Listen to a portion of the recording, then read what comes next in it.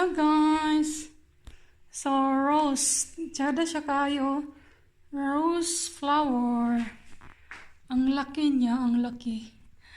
Parang hindi siya halata na ano siya. Kanang plastic. But plastic yan ha. But kini, dili ni siya plastic. Ano ni siya? Kanang iyahang parang cloth. Tsada siya. Diba? Ang ganda. Ang ganda!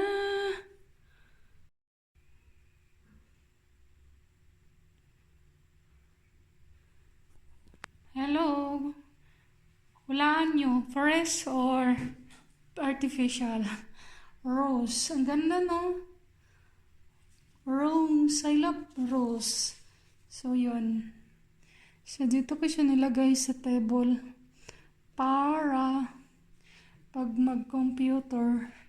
So, art-art na siya. Art-art. Di ba ang ganda, no? Ang ganda. Sobrang laki yung ano niya.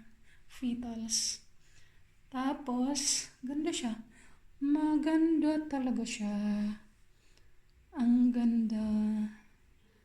Ang ganda, super. Diba maganda siya?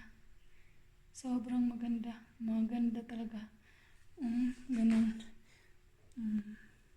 Yung iba kasi ganun din. Para lalong lumalaki yung ano nila. Yung petals. Ganahin. Yung petals pa. Diba maganda? So, red na red. So, red na red siya. Red na red. Super red. So, dyan siya sa computer table ko. Kasi online work po. So, yan. Online work.